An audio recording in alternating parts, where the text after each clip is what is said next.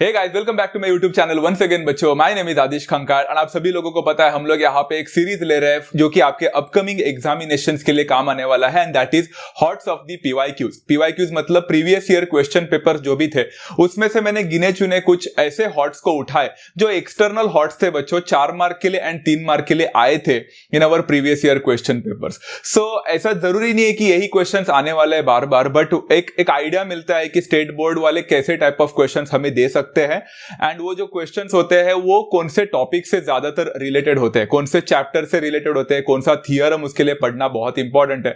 So this is just an overview बच्चा। तो ये ऐसा मत समझना कि यही एग्जाम में आएगा, ऐसा कोई गारंटी नहीं है। We just have to be prepared for everything, prepare for the worst. इसलिए PYQs will be the best option to understand. आज हम लोग यहाँ पे जो पीवाईक्यूज का हॉट्स लेने वाला है that will B obviously dealt with the geometry वाला पार्ट, क्योंकि अलजेब्रा वाला मैंने ऑलरेडी लिया है, उसका लिंक आपको डिस्क्रिप्शन में मिलेगा। अगर आप लोग ने मिस किया है तो जरूर जाकर देख लेना। ओके, तो ज्योमेट्री का आज हम लोग यहाँ पे पीवाईक्यूज करने वाले हैं। I will be taking around 12 hots जो कि इंपॉर्टेंट है। हर एक हॉट्स बच्चों, अगर आप लोग सोच रहे होंगे कि अरे हॉट्स इतना इजी नहीं था, बहुत हार्ड था, तो बच्चा हॉट्स का मीनिंग यही है कि हायर ऑर्डर थिंकिंग स्किल है। थोड़ा सा आप लोग को दिमाग लगाना पड़ेगा, थोड़ा सा कॉम्प्लिकेशन हो सकता है। सो सिर्फ एक बार वीडियो को देखकर मत बोलना कि यू डिडंट अंडरस्टैंड, आपको थोड़ा बार बार देखना पड़ेगा, लॉजिक को समझना पड़ेगा।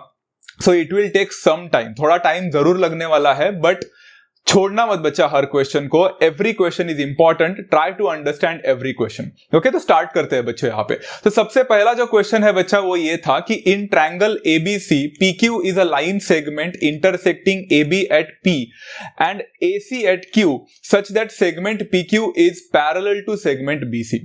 If PQ divides triangle ABC into two equal parts having equal areas, find BP upon AB. ये वाला क्वेश्चन मार्च 2020 को पूछा गया था एंड डायग्राम देखे रखा था उन्होंने ऑलरेडी। तो ये ऐसा कुछ यहाँ पे फिगर था। तो क्या हम लोग को यहाँ पे करना है बच्चों, हम लोग को BP अपॉन AB का वैल्यू निकालना है। तो चलो एक काम करते हैं, इस चीज को समझने की यहाँ पे कोशिश करते हैं। In triangle ABC PQ is a line segment intersecting AB at P and AC at Q, तो ऑलरेडी देखे रखा है। Such that PQ is parallel to segment BC। जब PQ और BC एक दूसरे के साथ पैरेलल आता है तो हमें बेसिक प्रोपोर्शनलिटी थ्योरम याद आता है, बट फिलहाल के लिए जस्ट जरा हॉल्ट रखना बचा, डायरेक्टली बेसिक प्रोपोर्शनलिटी थ्योरम पे मत जाना। PQ is dividing triangle ABC जो कि बड़ा ट्रायंगल है, उसको 2 इक्वल पार्ट्स में डिवाइड कर रहा है। 2 इक्वल पार्ट में डिवाइड कर रहा है मतलब क्या? मतलब बच्चों ये जो बड़ा ट्रायंगल है उसको PQ ने 2 इक्वल पार्ट में डिवाइड किया, 2 इक्वल एरियाज। ऊपर वाला जो मिला है वो ट्रायंगल है, बट नीचे जो मिला है बच्चा वो एक ट्रपेजियम है, बराबर है, क्योंकि पैरेलल देके रखा था, so it is a trapezium. तो मैं यहां पे बोलूंगा बच्चा सबसे पहले we need to understand that area of triangle APQ जो कि ऊपर वाला ट्रायंगल है, and that is equal to area of the trapezium PQCB, क्योंकि उन्होंने खुद बोला था actually it is dividing into 2 equal parts, बराबर है। तो ऊपर का और नीचे का जो दोनों भी फिगर है आपके पास, उन दोनों का एरिया सेम है। तो मैंने यहां पे इसको गिवन करके लिख लिया। Now try understanding this part, ये बहुत इंपॉर्टेंट है। इक्वेशन नंबर 1 मार्क तो कर लिया मैंने अभी फिलहाल के लिए। तो let's have a look over here now. Just look at बच्चों, ये बहुत इंपॉर्टेंट पार्ट है। क्या मैं बोल सकता हूं एरिया ऑफ ट्रायंगल ABC जो कि सबसे बड़ा ट्रायंगल है आपका, that is actually made up of 2 different figures का एडिशन। मतलब ट्रायंगल ABC जो है सबसे बड़ा ट्रायंगल, वो एक्चुअली बना है ऊपर का छोटा ट्रायंगल APQ और ट्रपेजियम का एरिया। इन दोनों का एरिया का एडिशन करने के बाद आपको एक बड़ा ट्रायंगल मिल रहा है, जाहिर सी बात है। बट इसमें मैं क्या करने वाला हूं देखो, look at the changes that I am going to do. Area of triangle APQ को मैं एरिया ऑफ ट्रायंगल APQ ही रखूंगा, plus area of trapezium PQCB के जगह पे भी मैं एरिया ऑफ ट्रायंगल APQ डाल दिया। अब ये कैसे किया, इक्वेशन नंबर 1 को देखो। ट्रपेजियम PQCB और APQ का एरिया सेम होने की वजह से I can substitute the value over there. अभी समझा बच्चा? इसका मैं रीजन लिख सकता हूं from equation number 1, and that's why बच्चा मैं यहां पे बोल सकता हूं कि एरिया ऑफ ट्रायंगल ABC जो है, जो सबसे बड़ा ट्रायंगल है, actually equals to 2 times area of triangle APQ। Simple था बच्चा, मतलब मैंने एरिया को एरिया के टर्म्स में ही रखा, ट्रपेजियम को उड़ा दिया, उसका काम खत्म। एंड देयरफॉर बच्चा मैं यहां पे बोल सकता हूं, इसको इक्वेशन नंबर 2 बोल सकता हूं। Right now let's keep this as it is. अब मैं यहां पे क्या करने वाला हूं बच्चों, देखो एक बड़ा ट्रायंगल ABC और एक छोटा ट्रायंगल APQ, इन दोनों ट्रायंगल को मैं भी कंसीडर करने वाला हूं, in triangle APQ and triangle ABC। सबसे पहले देखो बच्चों, एंगल APQ जो है वो एंगल AB के साथ कॉन्ग्रुएंट होगा कि नहीं? डेफिनेटली होगा। क्यों? Because both are actually equal because of corresponding angles theorem. Corresponding angles theorem कैसे समझा? बिकॉज दोनों लाइन एक दूसरे के साथ पैरेलल थे, ऑलरेडी लिख के रखा था, तो करेस्पॉन्डिंग एंगल थ्योरम की वजह से ये दोनों एंगल कॉन्ग्रुएंट हो गए। एट द सेम टाइम बच्चों एंगल ए दोनों के पास है, चाहे आप एपीक्यू को देखो तो भी उसके पास एंगल ए है, और एबीसी देखो उसके पास भी एंगल ए है। मतलब एंगल ए दोनों के पास होने की वजह से क्या मैं बोल सकता दोनों कॉन्ग्रुएंट हो गए, एंड इसका रीजन रहेगा कॉमन एंगल। जिस बच्चे ने सिमिलैरिटी का कॉन्सेप्ट पढ़ा है बच्चों, उसको पता होगा कि जब दो ट्रायंगल में कोई भी दो pair of corresponding angles congruent हो जाते हैं तो वो दोनों ट्रायंगल क्या बन जाते हैं? सिमिलर बन जाते हैं बच्चों। Very good. So I can say triangle APQ जो होगा that will be similar to triangle ABC. यहां तक सबको समझ में आ गई बच्चों कहानी? और आप लोग सोच में पड़ रहे होंगे कि सर आप ये सब क्यों कर रहे हैं, why are you doing this part? क्योंकि ऊपर हमें एक रेशियो मांगा है, वो रेशियो में देखो बच्चों क्वेश्चन में बीपी मांगा था उन्होंने, एंड बीपी यहां पे एक छोटा सा हिस्सा है बच्चों ट्रायंगल का, एंड एबी मांगा है बच्चा जो कि सबसे बड़ा ट्रायंगल का है। मतलब अगर मुझे इन दोनों का रेशियो चाहिए रहेगा तो मुझे कुछ ना कुछ तो करना पड़ेगा। तो मैंने यहां पे दो ट्रायंगल को सिमिलर प्रूफ कर लिया। Is that clear so far guys? अगर आप लोग ने ये कर लिया है तो पहले इसको नोट डाउन करके रख देना या फिर स्क्रीनशॉट रखना, बिकॉज आगे इसी का हम लोग को समझना ये सारे इंफॉर्मेशन की जरूरत है ना बच्चों। अगर triangle APQ is similar to triangle ABC because of a test of similarity, तो आगे बढ़ते हुए हम लोग यहां पे लिख सकते हैं by theorem of areas of similar triangles. इसको मेरे बच्चे प्यार से टोस्ट करके बोलते हैं। ऑब्वियसली शॉर्ट फॉर्म देखो ना, theorem of areas of similar triangles के हिसाब से क्या मैं बोल सकता हूं, क्या था theorem? That the ratio of the areas of the two triangles is always equal to the ratio of the squares of their corresponding sides। बराबर है? तो यहां पे बच्चा मैंने corresponding side कौन सा लिया? APQ का corresponding side लिया AP अपॉन ABC का मैंने corresponding side लिया AB। इज दैट क्लियर बच्चा? सिंपल था। इसके बाद मुझे क्या किया? Area of triangle एपीक्यू upon area of triangle ABC. बच्चों सोचो, वहां पे मैंने इक्वेशन नंबर 2 बताया था, आप लोग को याद है? Area of triangle ABC was 2 times area of triangle एपीक्यू। कुछ याद आ रहा है? इक्वेशन नंबर 2 में हमने ट्वाइस करके रखा था, वो यहां पे सब्स्टिट्यूट हुआ। Is equal to AP square upon AB square लिख लेना फ्रॉम इक्वेशन नंबर 2 में ये पॉसिबल कर पाया। फिर area of triangle APQ, area of triangle APQ cancel हो जाएगा, बचेगा सिर्फ हाफ, तो it will become half is equal to AP square upon AB square. अब बच्चों यहां पे मैं AP square upon AB square मिला है, तो मुझे अगर वो एपी स्क्वायर और एबी स्क्वायर का स्क्वायर को हटाना है तो क्या करना पड़ेगा? Taking square root. अगर मैं टेकिंग स्क्वायर रूट करता हूं तो हर एक का स्क्वायर रूट होगा। 1 का स्क्वायर रूट 1 होता है, 2 का स्क्वायर रूट, स्क्वायर नहीं, स्क्वायर रूट होता है √2 is equal to AP square का स्क्वायर रूट एपी होगा, एबी स्क्वायर का स्क्वायर रूट एबी होगा। सिंपल है।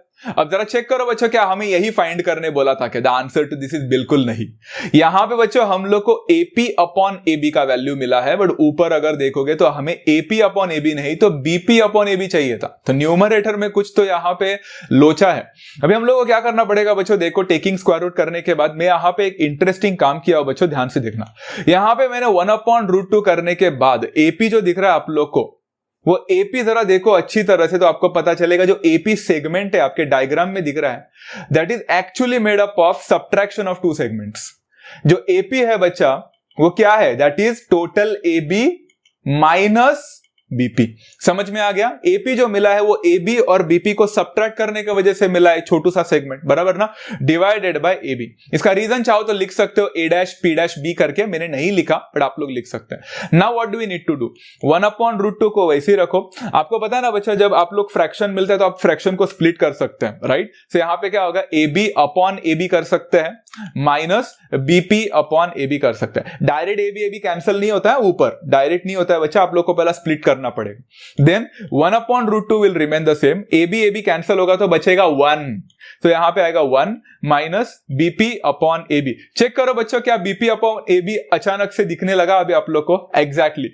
अब माइनस बीपी अपॉन एबी को लेफ्ट में लो, प्लस हो जाएगा BP upon AB is equal to 1 minus 1/√2 को उधर लेके जाओ तो 1/√2 इधर आ जाएगा। सिंपल हो गया आपका आंसर। यस, एक छोटा सा क्रॉस मल्टीप्लीकेशन बाकी है बच्चों, and then your answer is ready with you. यहां पे हो जाएगा BP upon AB will be equal to √2 1 √2 -1 divided by √2। इसके आगे कुछ नहीं कर सकते, कृपया करके बच्चों √2 को फिर से कैंसिल करके ना आए, ऐसा नहीं होता है कैंसिलेशन।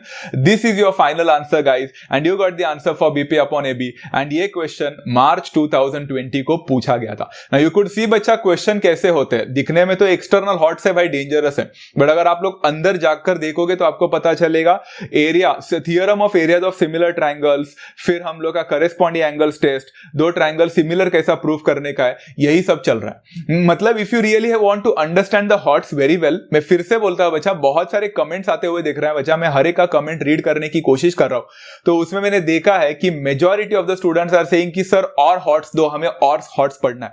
अगर आपको सच में हॉट्स ज्यादा पढ़ने हैं तो सबसे पहला मेरा आप लोग से एक रिक्वेस्ट होगा कि फर्स्ट ऑफ ऑल हर एक क्वेश्चन आपके टेक्स्ट बुक का, चाहे वो सॉल्व्ड एग्जांपल हो, प्रैक्टिस सेट हो, प्रॉब्लम सेट हो, अगर आपने कोई भी क्वेश्चन और कोई भी लॉजिक और कोई भी थ्योरम स्किप नहीं किया है तो ही जाकर आप लोग एक्स्ट्रा हॉट्स करें। अदरवाइज मुझे लगता है this much of the thing is more than enough. उतना करोगे तो भी आपका बोर्ड्स का पेपर अच्छा जाएगा, बिकॉज बोर्ड्स का पेपर हमेशा इजी ही आता है, don't worry. Okay, next question for all of the students is this one, question number 2 था। In the given figure above, quadrilateral ABCD is a square of side 50 meter.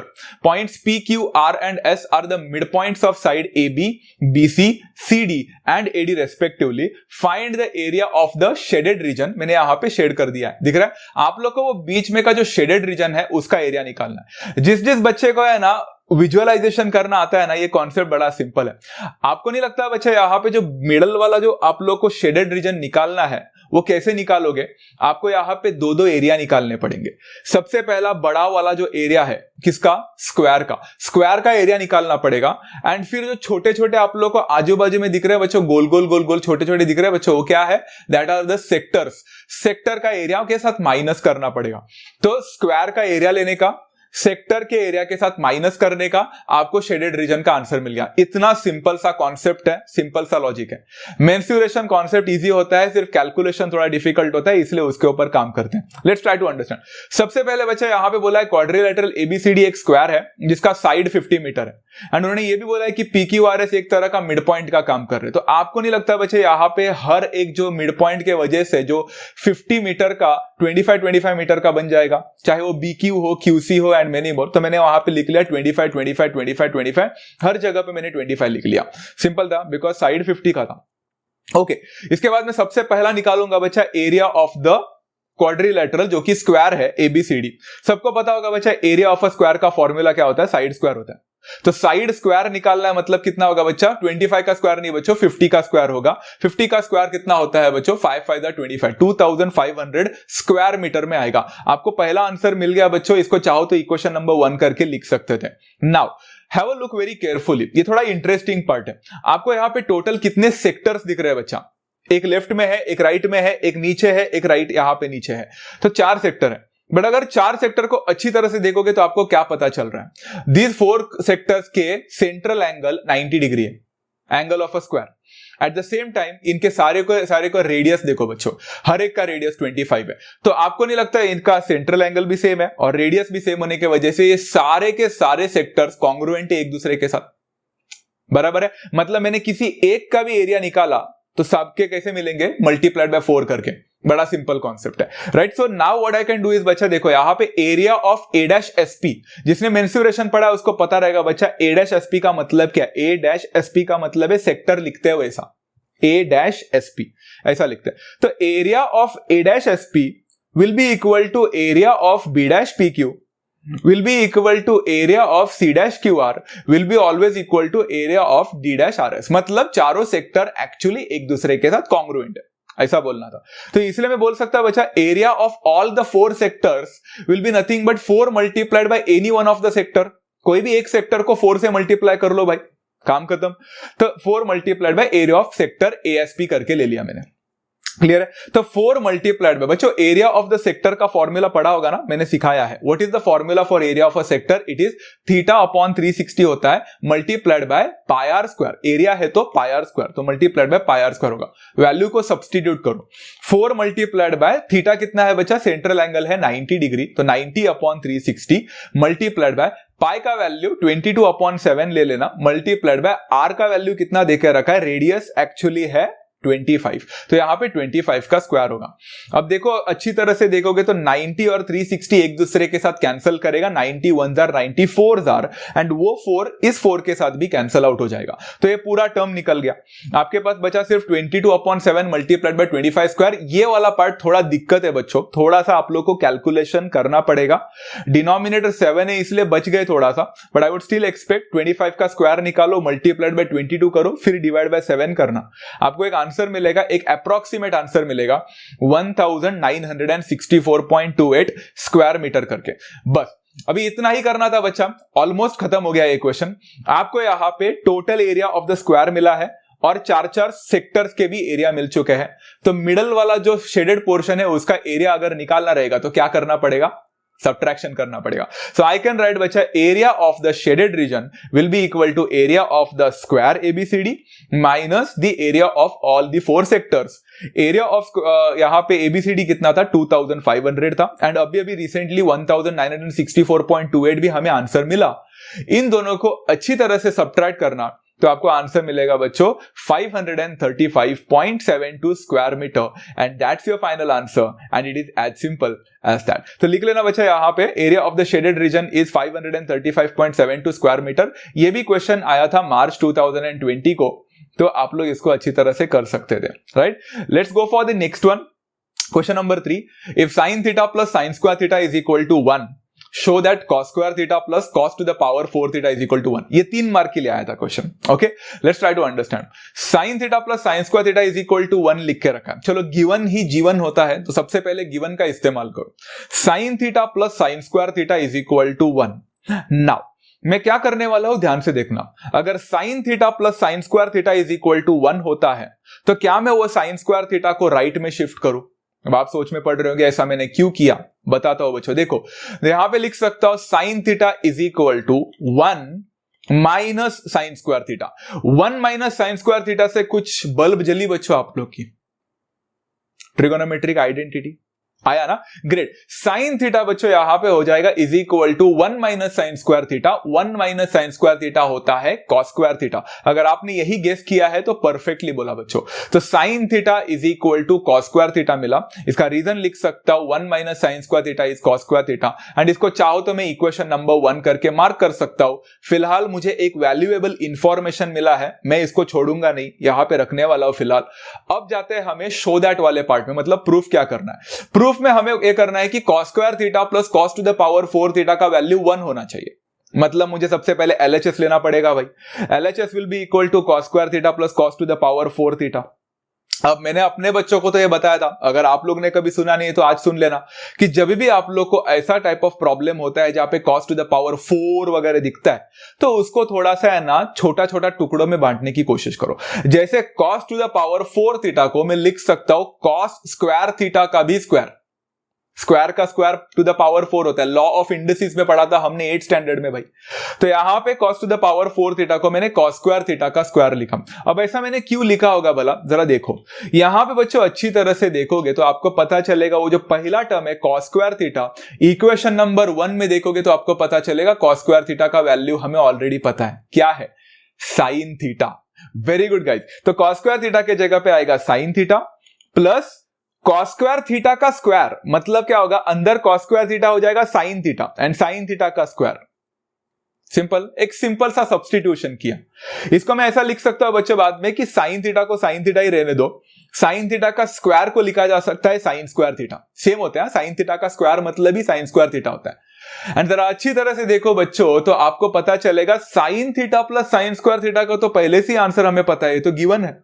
क्या है, sign theta plus sine square theta होता है बच्चा 1 and मुझे ऐसा क्यों लग रहा है बच्चों, ये गिवन था एंड मुझे यहां पे RHS मिल चुका है and I have successfully proved that cos square theta plus cos to the power 4 theta is actually equal to 1. A simple question for 3 marks and it is as simple as that. था कि नहीं बच्चों, इतना भी difficult नहीं था ना, easy था ना, ट्रिगोनोमेट्री का कॉन्सेप्ट ही तो यूज करना था, और क्या करना था, right. Let's go for the fourth question guys and the question is circles with centres A, B and C touch each other externally.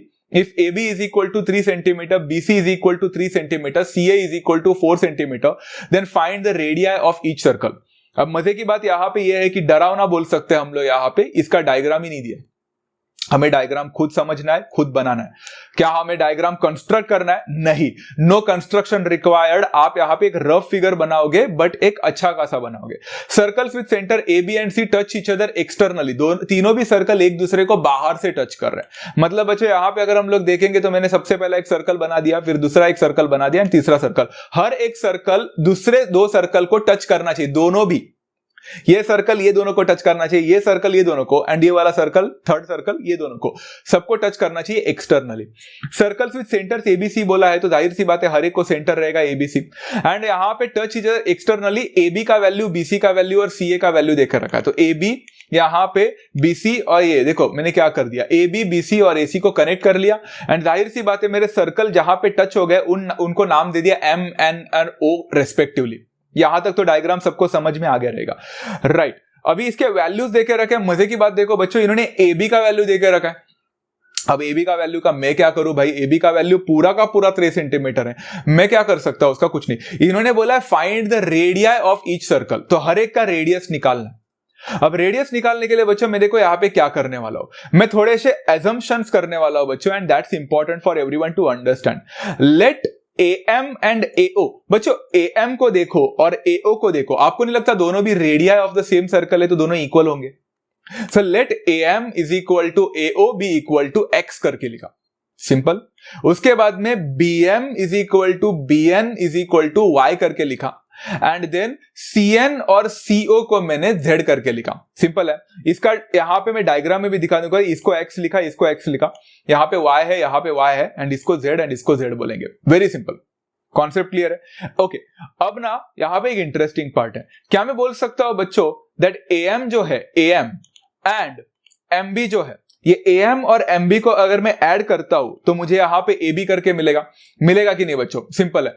आप लोग ने बोला ऐसा कैसे हो सकता है, क्या A'-M' होता है? The answer to this is yes. क्यों? बिकॉज इसका आंसर था थियरम ऑफ टचिंग सर्कल्स। जब दो सर्कल एक दूसरे को टच करते हैं तो उनका सेंटर और जो मिडल वाला ये जो टचिंग वाला पॉइंट होता है वो एक दूसरे के साथ कोलिनियर होता है, राइट? ये हमने पढ़ा है सर्कल्स में। AM plus MB is equal to AB करके मिला, बट AM का वैल्यू तो कितना है बच्चा? AM का वैल्यू X है, MB का वैल्यू कितना है? Y है, इज इक्वल टू AB का वैल्यू कितना है? ऊपर देकर रखा है, AB का वैल्यू है 3 सेंटीमीटर। आपको एक लीनियर इक्वेशन इन 2 वेरिएबल मिल गया। कितना सिंपल था। Let's go for the next one. Similarly क्या मैं बोल सकता हूं BN और NC का एडिशन आपको BC करके देगा, same to same, theorem of touching circles. यहां पे BN का वैल्यू है Y, आपका NC का वैल्यू है Z, एंड आपको यहां पे मिलेगा 3 क्योंकि BC का वैल्यू देके रखा है 3। आपको फिर से लीनियर इक्वेशन इन 2 वेरिएबल मिला, बट इस बार Y एंड Z यहां पे इक्वेशन नंबर 2 होगा। सिमिलरली क्या मैं बोल सकता हूं बच्चों, यहां पे AO और OC का एडिशन अगर मैं करूंगा तो AC मिलेगा, and that actually becomes theorem of touching circles के वजह से फिर से, बट इस बार AO का वैल्यू X है, OC का वैल्यू Z है, इज इक्वल टू AC का वैल्यू देके रखा है बच्चों CA 4 सेंटीमीटर है, and you got equation number 3। Simple था, आपको 3 इक्वेशंस मिल गए, 1, 2 एंड 3। अब क्या आप लोग ने कभी जिंदगी में लीनियर इक्वेशंस इन 3 वेरिएबल सॉल्व किया है? बिल्कुल नहीं किया। यहां पे तो 3-3 वेरिएबल है, कौन सा लेना है? जब ऐसा कुछ होता है बच्चों तो आप कोई भी 2 लीनियर इक्वेशन ले सकते हैं एट अ टाइम, तीनों एक साथ नहीं लेने का, 2 कोई भी लेने का, एंड उसमें से किसी एक वेरिएबल को हटाने की कोशिश करने का। अब वो कैसे कर सकता हूं? Have a look very carefully. Equation number 1 लिया मैंने और इक्वेशन नंबर 2 लिया, तो आपको दिख रहा है दोनों के पास प्लस y है, तो क्या मैं उन दोनों प्लस y को निकाल सकता हूं, एलिमिनेट कर सकता हूं? कैसे? By subtracting. तो मैंने यहां पे क्या किया, सब्ट्रैक्टिंग 2 फ्रॉम 1। बच्चों सब्ट्रैक्टिंग 2 फ्रॉम 1 का मतलब क्या होता है? 2 फ्रॉम 1 मतलब फर्स्ट इक्वेशन पहले आएगा एंड सेकंड इक्वेशन बाद में आएगा एंड सब्ट्रैक्शन होगा। अब यहां पे आप चाहो तो है ना एक वर्टिकल सब्ट्रैक्शन कर सकते हैं जैसे आप हमेशा करते आए। मैंने यहां पे एक हॉरिजॉन्टल सब्ट्रैक्शन किया। आपको पता है ना बच्चा, हॉरिजॉन्टल सब्ट्रैक्शन भी होता है, कर सकते हैं। जैसे देखो इक्वेशन नंबर 1 और इक्वेशन नंबर 2 को सब्ट्रैक्ट कर रहे हैं तो LHS के साथ सब्ट्रैक्ट होगा, RHS के साथ। LHS क्या है? X प्लस वाई, तो X plus Y minus second equation minus करो, तो सेकेंड इक्वेशन क्या है? Y plus Z, but bracket डालना ना भूले क्योंकि ब्रैकेट डालना इंपॉर्टेंट है, साइन चेंज होते हैं। Is equal to first equation का 3 और सेकंड इक्वेशन का 3 एक दूसरे के साथ सब्ट्रैक्ट होंगे। सिंपल है, लेफ्ट हैंड साइड सब्ट्रैक्ट होता है लेफ्ट हैंड साइड के साथ, राइट हैंड साइड के साथ सब्ट्रैक्ट होता है। क्लियर है?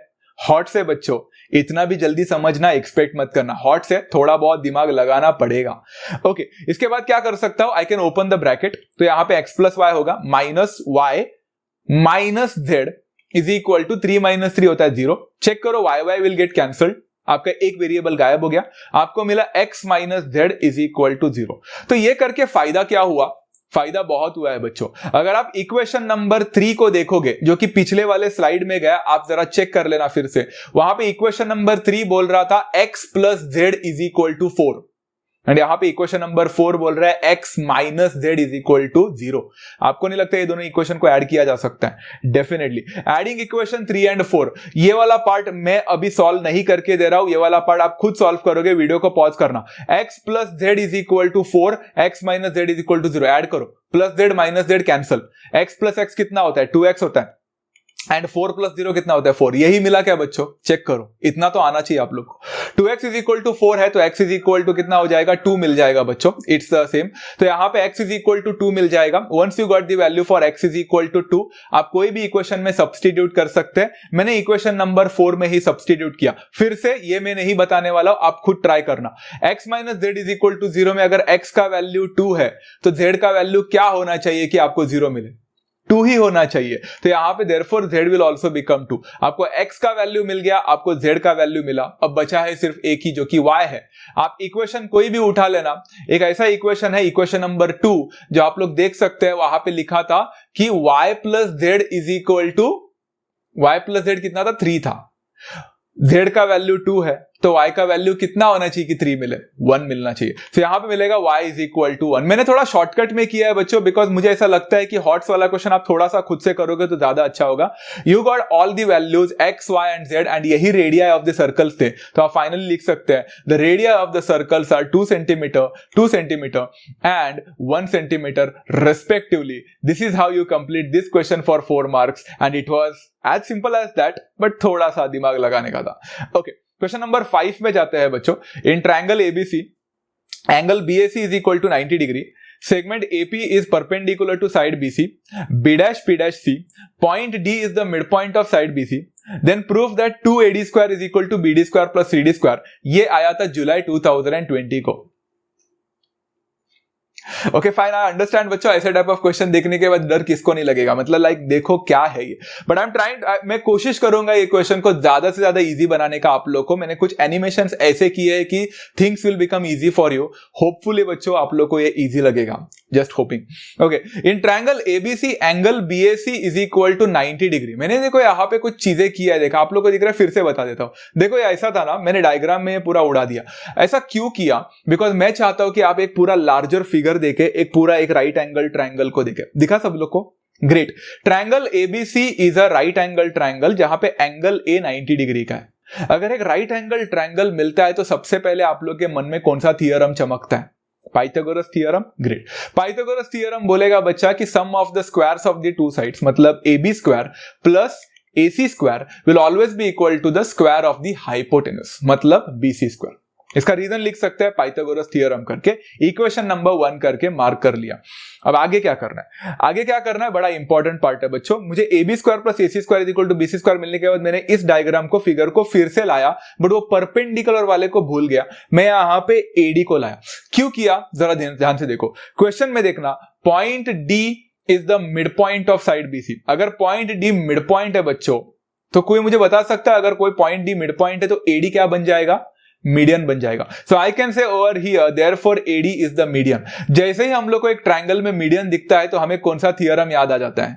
एपोलोनियस थियरम। बहुत सारे बच्चे स्किप करते हैं, थियरम इंपॉर्टेंट है। एपोलोनियस थियरम क्या बोलता है बच्चों? एपोलोनियस थियरम बोलता है कि इधर का साइड का स्क्वायर मतलब AB स्क्वायर प्लस दूसरे साइड का स्क्वायर मतलब AC square will always be equal to 2 times median का स्क्वायर मतलब 2 टाइम्स AD का स्क्वायर प्लस 2 टाइम्स कोई भी एक साइड ले सकते हैं, इसमें से BD भी ले सकते हो, DC भी ले सकते हो, आपकी मर्जी। मैंने BD स्क्वायर ले लिया। क्लियर है? क्यों BD स्क्वायर लिया? ऊपर BD लिखा है, CD भी लिखा है, आप कोई भी एक ले सकते थे। राइट नाउ यहां पे देखो बच्चा, इंटरेस्टिंग पार्ट है। एपोलोनियस थ्योरम लिखने के बाद ये मैंने अंडरलाइन किया, जरा अच्छी तरह से देखो बच्चों, तो आपको दिख रहा है AB square plus AC square ऊपर इक्वेशन नंबर 1 में भी है। AB square plus AC square and AB square plus AC square का वैल्यू BC स्क्वायर से रिप्लेस कर सकता हूं मैं इक्वेशन नंबर 1 के through. Right, therefore can I say BC square will be equal to 2 times AD square plus 2 times BD square. Simple है। इसका reason क्या है? From equation number 1। तो यहां पे अगर आप लोग देखोगे, सबसे पहले उन्होंने हमसे क्या मांगा है बच्चों, 2AD² मांगा है ऊपर। तो मैं क्या करूंगा, मैं देयरफॉर बोल सकता हूं 2AD² will be equal to, बच्चों 2AD² को उधर ही रहने दो, उसको इधर मत शिफ्ट करना, वो -2AD² बनेगा। 2AD² इधर ही है, इज इक्वल टू 2BD² उधर जाएगा, तो क्या होगा, BC² माइनस 2BD² हो जाएगा। सिंपल है। चेक करो बच्चों, 2AD² मांगा था उन्होंने हमसे क्वेश्चन में, यस, तो 2AD² मिला है, बट बाकी के चीजों का क्या करना है, ये तो इंपॉर्टेंट पार्ट है। अब थोड़ा सा ना यहाँ पे कुछ चीजें ऐसा करना पड़ेगा जिसके वजह से एलिमिनेशन हो पाए। 2AD² I am going to keep as it is equal to, जरा BC को ध्यान से देखो, आप लोगों को BC दिखा बच्चा, BC कौन से दो सेगमेंट से बने हुए हैं, exactly BC is actually made up of BD and DC। तो क्या मैं BC² को ऐसा लिख सकता हूं, BD plus CD the whole square, BD and CD का addition the whole square, collinear point है ना भाई, लिख सकता हूं, माइनस 2BD²। इसके बाद में 2AD² will remain the same. फिर आप लोग देख सकते हैं BD प्लस CD जो है ना, actually A plus B the whole square जैसा फॉर्मूला है। तो A² plus 2AB plus B² होगा, A² मतलब BD² प्लस 2AB मतलब 2 into BD into CD plus B² मतलब CD का स्क्वायर माइनस 2BD²। अब बच्चों यही पार्ट, ये जो लाइन मैंने लिखा है, मैं आगे के स्क्रीन में फिर से दिखाऊंगा, बट मैंने कुछ चेंजेस की है। देखो सेम टू सेम लिखा है, सिर्फ कलर मारा है, दिख रहा है आप लोगों को, वहां मैंने कलर किया है, येलो हाईलाइट किया है। ऐसे क्यों किया होगा मैंने बता देता हूं। यहां पे बच्चों 2AD² will remain the same, BD² को वैसे रखा, plus 2 into BD into CD।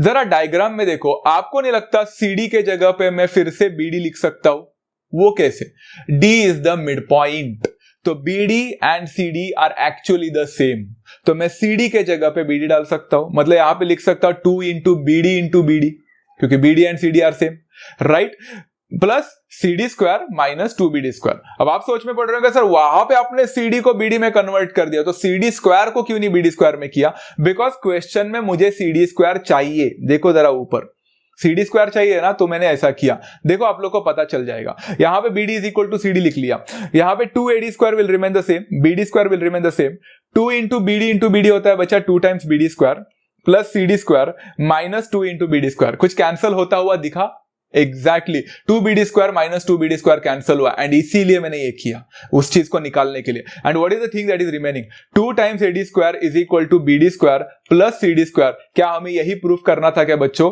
Definitely we needed to proof this part. And इस हिसाब से बच्चों एक पाइथागोरस थ्योरम और एक एपोलोनियस थ्योरम का मदद से ये एक्सटर्नल हॉट्स हुआ। अब समझ में आ रहा है धीरे धीरे कि एक्सटर्नल हॉट्स अगर समझना रहेगा तो आपको सबसे पहले आपका टेक्स्ट बुक का कॉन्सेप्ट को समझना जरूरी है। If you really not done that part, तो आप लोग को एक्सटर्नल हॉट्स कितना भी करो, 100 करोगे तो भी क्या फायदा। Many of the students are expecting sir और हॉट्स दो, मैं तो आपको 1000 हॉट्स दे दूं। But in order to understand any of the HOTS, it's important for you to understand the core concepts which is there in the text book. Is that clear? चलो आगे बढ़ते हैं बच्चों, यहां पे क्वेश्चन नंबर 6 में, in the above figure chord AB is congruent to chord AD, chord AC and chord BD intersect each other at point E, then prove that AB² is equal to AE multiplied by AC। फिर से एक थोड़ा सा खतरनाक question था, इसमें भी मैंने थोड़ा एनिमेशन को करने की कोशिश की मेरे साइड से ताकि आप लोग को इजी बन सके। लेट्स होप कि आप लोग को समझ में आ जाएगा। यहां पे बच्चों क्या करना है, हम लोग को AB² is equal to AE multiplied by AC लिखा है। एक बच्चों को मैं तुम लोग को बताना चाहता हूं, मेरे बहुत सारे नए स्टूडेंट्स आ गए अभी यूट्यूब में, इसलिए मुझे बोलना पड़ रहा है ये, क्योंकि मेरे पुराने स्टूडेंट्स को ये पार्ट पता है। मेरे पुराने स्टूडेंट्स कमेंट बॉक्सेस में लिख भी सकते हो, उनको पता है क्या है। जब भी आप लोग को AB² is equal to AE into AC, मतलब something into something is equal to something into something दिखता है, ऐसे टाइप ऑफ क्वेश्चन सिमिलैरिटी के ही होते हैं। ये पार्ट मैंने उन लोगों को पूरे 1 साल से सिखाया हूं, तो दे नो दैट पार्ट, आप लोगों को भी पता चल गया होगा। सो यहां पे मुझे कैसे भी करके 2 ट्रायंगल को सिमिलर प्रूफ करना पड़ेगा, ये उसके पीछे का एक हिंट है। Okay, let's try to understand. यहां पे ना in the above figure chord AB is congruent to chord AD, AB जो है वो AD के साथ कॉन्ग्रुएंट है। तो आपको यहां पे एक ट्रायंगल ABD करके दिख रहा है बच्चों, अच्छा खासा नहीं दिख रहा है ना, एक काम करता हूं, अभी दिख रहा है पूरा? ओके, आपका पूरा फोकस ट्रायंगल के पास होना चाहिए। जरा मुझे बताओ, कॉर्ड AB और कॉर्ड AD अगर एक दूसरे के साथ कॉन्ग्रुएंट है, मतलब सेगमेंट AB और सेगमेंट AD अगर एक दूसरे के साथ कॉन्ग्रुएंट है ट्रायंगल में, तो क्या होता है बच्चा, when the 2 triangles are sides are congruent of a triangle, isosceles triangle बनता है। तो उसका आइसोसेलेस ट्रायंगल थ्योरम क्या बोलता है, उसके ऑपोजिट एंगल्स भी कॉन्ग्रुएंट होते हैं। मतलब देयरफॉर क्या मैं बोल सकता है, angle ABD will be congruent to angle ADB। And इसी की वजह से मैंने यहाँ पे आइसोसेलेस ट्रायंगल थ्योरम लिख के मैंने यहाँ पे बता भी दिया कि दोनों देखो कॉन्ग्रुएंट है एक दूसरे के साथ, आर्क बता दिया, सिंपल है। ओके, अब यहाँ पे डायग्राम को फिर से रिवाइव करते हैं। ये डायग्राम को फिर से रिवाइव करने के बाद मैं एक छोटा सा काम करने वाला हूं, ध्यान से सुनना। बट उसके पहले एक और इंपॉर्टेंट पार्ट, क्या मैं ABD जो दिख रहा है उसको लिख सकता हूं ABD के जगह पे ABE लिख सकता हूं? एब्सोल्युटली। सो ABD के जगह पे I can write ABE is congruent to ADB। Simple, समझा सभी लोगों को? ओके, इसके बाद लिख सकता है equation number 1 and now what I am going to do is मैं यहां पे कंस्ट्रक्शन करने वाला हूं। Construct segment BC। क्यों किया होगा भला, बता देता हूं। यहां पे मैं कंस्ट्रक्शन करने वाला हूं BC का, तो इस वजह से बच्चा मुझे यहां पे ट्रायंगल का एक फुलफिलमेंट मिलता है, एक ट्रायंगल बन रहा है एंड ट्रायंगल मुझे अभी सिमिलर प्रूफ करना है। कौन से दो ट्रायंगल की बात हो रही है बता देता हूं। यहां पे बच्चों मैं देखो मैंने इसके लिए क्या किया, सबसे पहला है ना, देखो मैंने यहां पे और एक बार फिर से एनिमेशन में मैंने वहां पे वो कॉन्ग्रुएंट वाला पार्ट को हटा दिया। ऐसे क्यों किया होगा जरा देखो ध्यान से। आपको नहीं लगता यहां पे एंगल BCA जो है, angle BCA that is inscribed under the arc AB and angle ADB जो दिख रहा है वो भी inscribed है under the arc AB। कुछ सीखा है बच्चा, याद है आप लोग को? corollary of inscribed angle theorem सीखा है। The angle inscribed under the same arc are always congruent to each other। Circle का कॉन्सेप्ट है, तो क्या मैं बोल सकता therefore angle BCA will be congruent to angle ADB। Simple concept. इसका रीजन है angle inscribed in the same arc AB, या फिर corollary of inscribed angle theorem भी बोल सकते थे। एंड मैंने इसके वजह से यहाँ पे इक्वेशन नंबर 2 मार्क किया एंड देखो मैंने वहां पे भी इन दोनों को सेम मार्क कर दिया। सिंपल था बच्चा। देखो यहाँ पे ये सारी चीजें मार्क हो गई। अब जरा इक्वेशन नंबर 1 को और इक्वेशन नंबर 2 को ध्यान से देखो तो आपको क्या पता चल रहा है फ्रॉम 1 एंड 2। आपको नहीं दिख रहा बच्चा, फ्रॉम 1 एंड 2 दोनों भी एंगल ADB के साथ कॉन्ग्रुएंट है, ABE भी कॉन्ग्रुएंट है ADB के साथ और BCA भी कॉन्ग्रुएंट है ADB के साथ। तो क्या मैं बोल सकता हूं from 1 and 2 angle ABE will be congruent to angle BCA। Simple है, ये फ्रॉम 1 एंड 2 हो गया। इस चीज को बड़ा इंपॉर्टेंस है बच्चों, इक्वेशन नंबर 3 मार्क कर देना। यही दो एंगल्स जो है कॉन्ग्रुएंट बड़ा इंपॉर्टेंट है। अब आपको पता चल नहीं रहेगा होगा तो मैं आपको बता देता हूं यहाँ पे क्या करने वाला हूं। मैं दो ट्रायंगल लिया हूं। कौन से दो ट्रायंगल? AEB और ABC। अब आप सोच में पड़ रहे होंगे कि सर आपने AEB और ABC ही क्यों लिया? तो आपको क्वेश्चन को देखना पड़ेगा। आपको प्रूफ करने के लिए जो बोला है उसमें सबसे पहला साइड मांगा है AB। AB कौन से ट्रायंगल में है? AEB के पास भी है एंड ABC के पास भी है, समझा? फिर AE मांगा है, AE कौन सा ट्रायंगल में है? AEB के पास है एंड AC कौन से ट्रायंगल के पास है? ABC के पास है। अभी समझा बच्चा? तो वो जो मांगते हैं हमसे, हमें वही टाइप का ट्रायंगल लेना पड़ता है and that is why I took this two triangles. Simple. अब triangle AEB and triangle ABC में क्या दोनों के पास एंगल A और एंगल A है? दोनों के पास भी, मतलब बोल सकता these are the common angle, दोनों के पास एंगल A है। At the same time equation number 3 को जरा ध्यान से देखो, ABE और BCA, तो यहां बोल सकता है ABE और BCA भी एक दूसरे के साथ कॉन्ग्रुएंट हो गए। ABE और BCA एक दूसरे के साथ कॉन्ग्रुएंट है, डायग्राम में दिख रहा है and that's the reason is from equation number 3। तो क्या मैं बोल सकता हूं ये दोनों ट्रायंगल एक दूसरे के साथ सिमिलर हो जाएंगे? Triangle AEB will be similar to triangle ABC। कैसे? The answer to this is very simple, AA test of similarity. Very easy thing to understand, right? जब दो ट्रायंगल एक दूसरे के साथ सिमिलर हो जाते हैं बच्चों तो उनके करेस्पॉन्डिंग साइड्स क्या होते हैं? प्रोपोर्शन में होते हैं। तो उन्होंने क्या कौन सा साइड मांगा है? पहला AB मांगा है, AB स्क्वायर। तो मैं यहां पे लूंगा AB अपॉन, मुझे बता अगर मैंने इस ट्रायंगल से AB लिया 1:1 कॉरेस्पॉन्डेंस के हिसाब से इधर क्या लेना पड़ेगा? AC लेना पड़ेगा।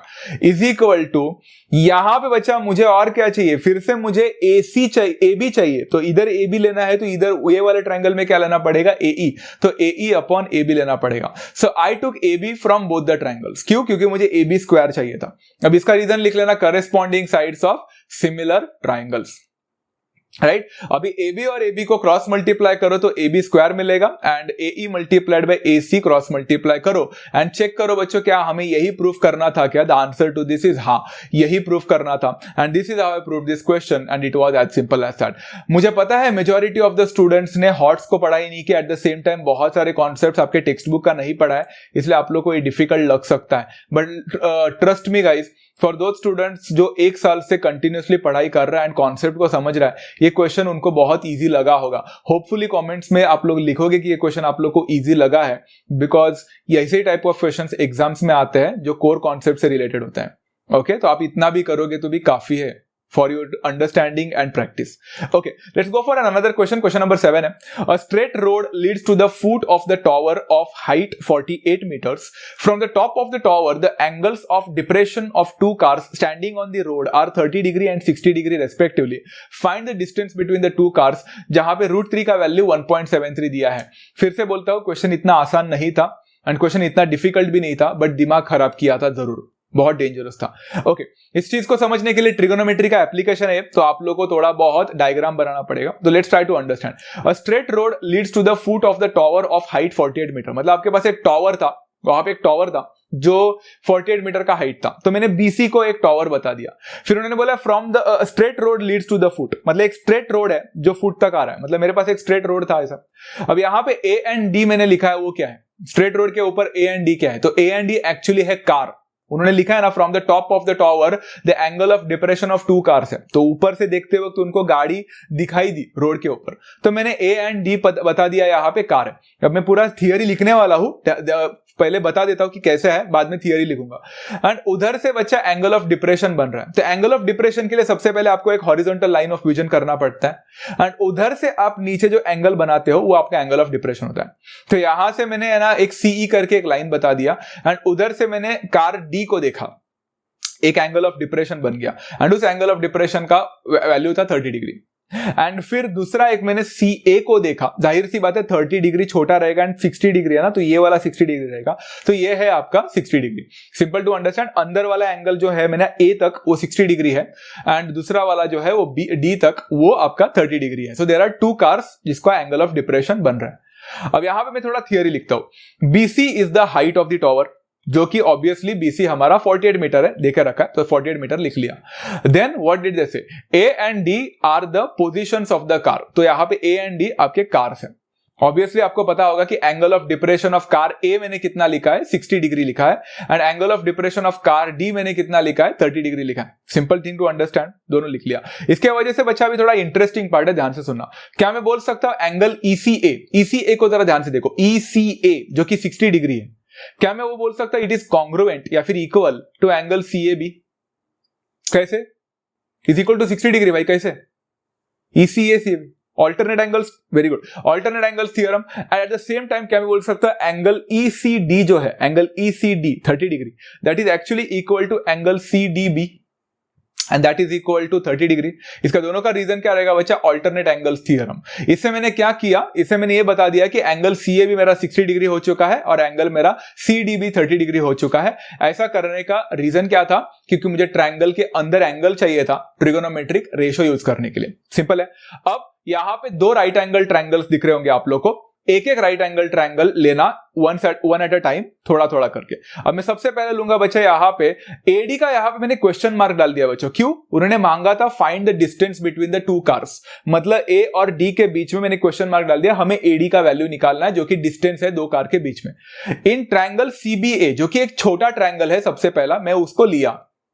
यहां पे बच्चों मुझे ऑपोजिट साइड मालूम है, एंड मुझे रोड का नीचे का निकालना है ना, मुझे हाइपोटेनस से कोई लेना देना नहीं है. तो अगर मुझे ऑपोजिट साइड दिया है एंड मुझे एडजेसेंट साइड चाहिए, तो कौन सा ट्रिगोनोमेट्रिक रेशियो अप्लाई करते हैं? tan theta. तो यहां पे मैं tan थीटा यूज करूंगा, which is equal to opposite side which is BC upon the adjacent side which is AB. Simple है. tan थीटा के जगह पे tan 60 आ जाएगा, इज इक्वल टू बीसी का वैल्यू 48 है अपॉन एबी का वैल्यू नहीं पता है. चलो, tan 60 का वैल्यू होता है बच्चों √3, तो मैंने √3 लिखा, इज इक्वल टू बीसी का वैल्यू 48 था, एंड यहां पे एबी का वैल्यू नहीं पता है. अगर मुझे AB का वैल्यू चाहिए रहेगा तो I need to shift AB over there, तो AB उधर जाएगा, इज इक्वल टू 48 अपॉन √3 होगा. मेजॉरिटी ऑफ द स्टूडेंट्स बच्चे √3 का वैल्यू इधर ही डाल के आते हैं. ये सबसे बड़ी गलती करते हैं, बिकॉज अगर आप इधर √3 का वैल्यू डालोगे तो आप पूरी तरह से फंस जाओगे, कैलकुलेशन मुश्किल हो जाएगा. इसके लिए मैंने आप लोग को सिखाया था बच्चा कि अगर आप लोग के पास नीचे कभी भी डिनोमिनेटर में रैशनल नंबर के जगह पे इरेशनल नंबर आता है तो आपको रैशनलाइजेशन ऑफ अ सर्ड करना पड़ेगा, जो आपने 9th स्टैंडर्ड में सीखा था. मतलब multiplying and dividing both the sides by √3 and √3, rationalisation. उससे क्या होता है, फर्क क्या पड़ता है? देखो, AB is equal to 48 multiplied by √3, 48 √3 ही होगा, अपॉन √3 इंटू √3 3 होगा, जिसके वजह से आप 3 और 48 को कैंसिल करके आ सकते हैं. 3 1 3 16 जार. एंड दैट इज वाई आपको ए बी का वैल्यू मिलेगा 16√3 करके। एंड आपको नहीं लगता अभी इधर √3 का वैल्यू सब्सटीट्यूट करना ज्यादा इजी है, बिकॉज 1.73 से मल्टीप्लाई करना ज्यादा इजी होता है रादर देन डिवाइड करना। बट फिर भी आपको पता है बच्चों, मैंने यहां पे 1.73 सब्सटीट्यूट नहीं किया, क्यों बताता हूं। A B is equal to 16√3 centimetre लिखने के बाद बच्चा मैंने उसको वैसे ही रख लिया, मैंने 16√3 रखा, अब तक वैल्यू सब्स्टिट्यूट, क्योंकि मुझे उसका आंसर चाहिए ही नहीं था, मुझे एडी का वैल्यू चाहिए था। मैंने चीजों को आसान करने की कोशिश की। अब मैं ना बड़ा ट्रायंगल लिया, इन ट्रायंगल सीबीडी में बच्चों मैं फिर से, मुझे ऑपोजिट साइड पता है एंड मुझे एडजेसेंट साइड निकालना है, मतलब tan theta is equal to CB मतलब बीसी अपॉन बीडी निकालना पड़ेगा, बड़ा पार्ट बीडी।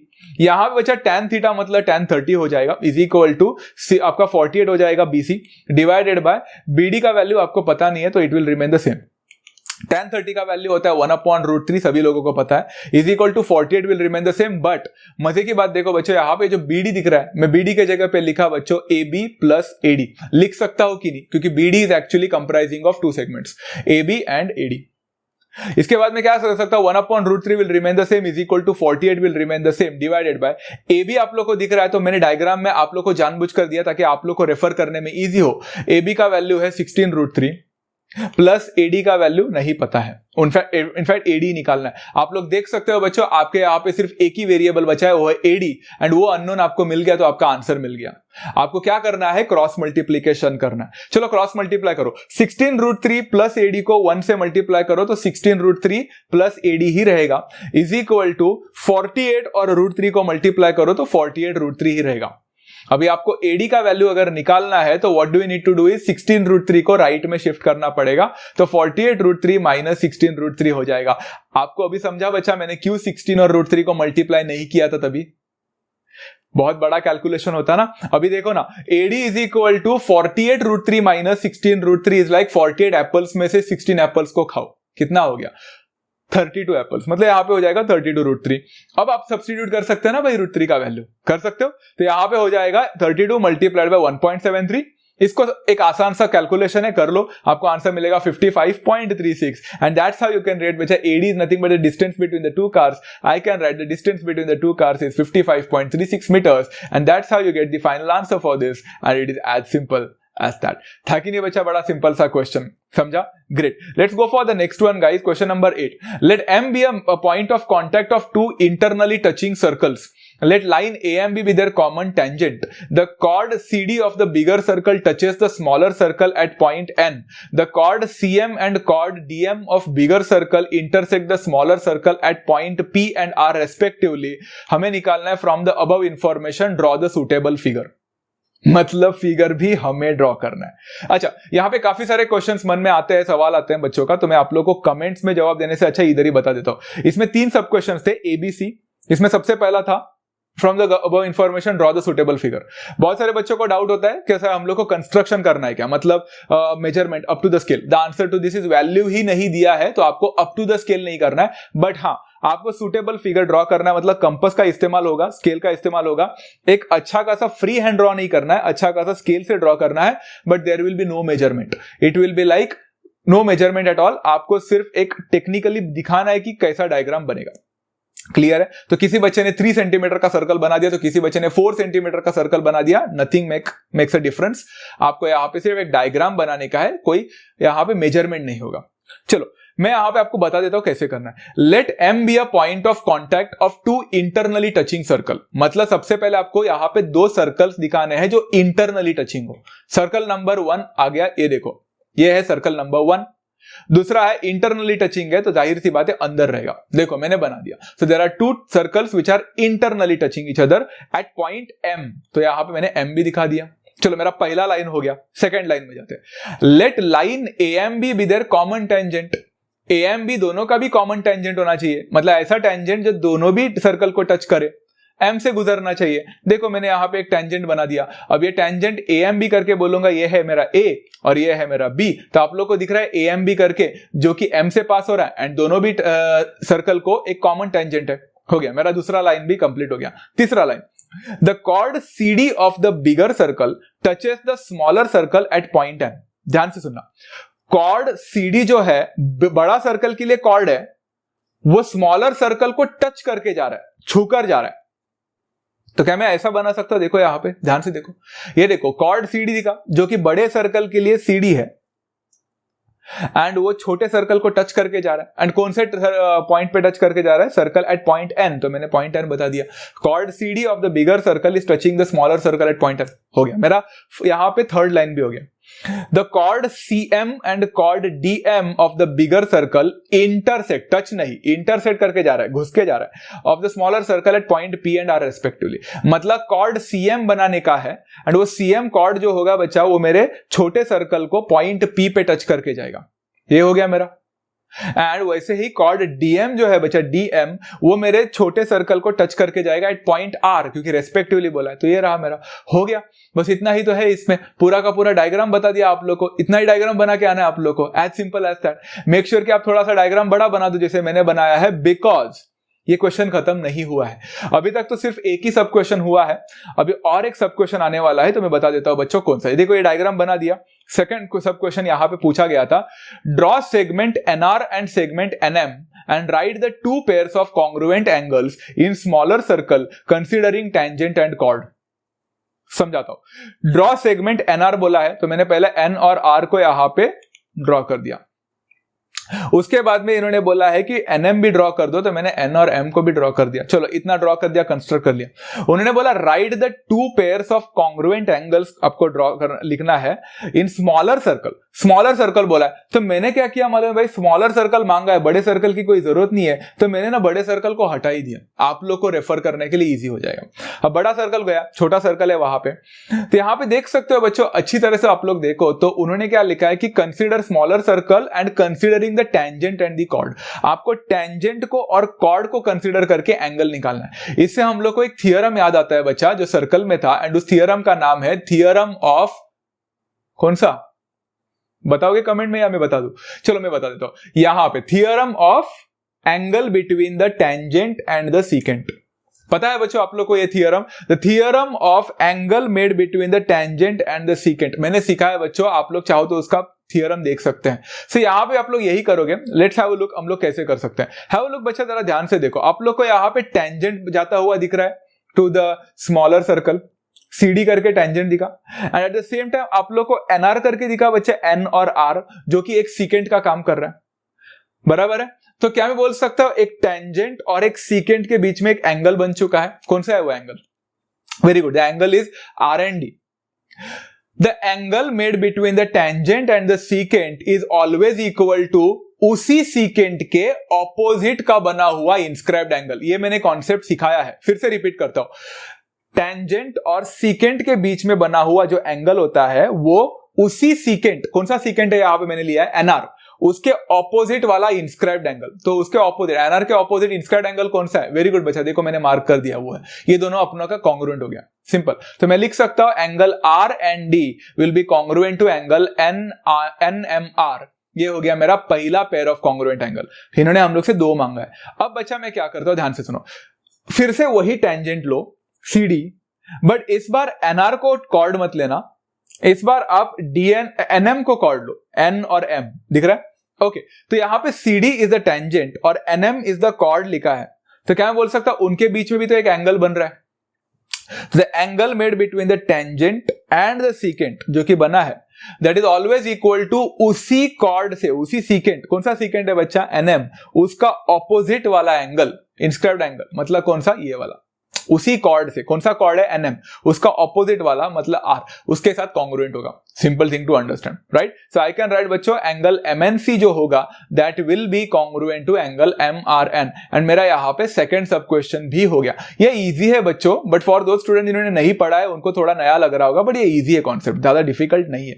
ओके, यहाँ पे इसका रीजन लिख लेना, theorem of angle between tangent and secant. अब सब क्वेश्चन नंबर 3 क्या बोल रहा है? सब क्वेश्चन नंबर 3 ये बोल रहा है, by using the property which is used in B, जो मैंने प्रॉपर्टी वहां पे यूज किया B में, right the two pairs of congruent angle for the bigger circle. ये ज्यादा इजी है, तो छोटे सर्कल को नहीं लेकर अभी बड़े सर्कल को लेना है। तो मैंने यहां पे छोटे सर्कल को गायब कर दिया, भाई ले लो, सिंपल है। बड़ा सर्कल दिख रहा है, बड़े सर्कल में आप लोग देख सकते हैं अच्छी तरह से, तो आपको एक टेंजेंट जाता हुआ दिख रहा है। टेंजेंट जाने के बाद आप लोग को दो कॉर्ड जाते हुए दिख रहे हैं, कोई भी एक कॉर्ड लेना। तो मैंने क्या किया मालूम है, यहां पे टेंजेंट है एंड सीकेंट है MD, उनके बीच में एक एंगल बनता हुआ दिख रहा है. तो the angle made between the tangent and the secant is always equal to उसी सीकेंट के ऑपोजिट वाला इंस्क्राइब्ड एंगल. तो उस सीकेंट एमडी का ऑपोजिट में कौन है बच्चा? यहाँ पे एंगल सी है. सिंपल. तो I can write angle BMD will be congruent to angle MCD. Simple. At the same time क्या मैं ऐसा बोल सकता हूं कि मैं दूसरा कॉर्ड ले लूं? अभी MD के जगह पे मैं MC कॉर्ड ले सकता हूं, राइट? तो angle made between the tangent AB and MC chord जो है वो क्या होगा बच्चा?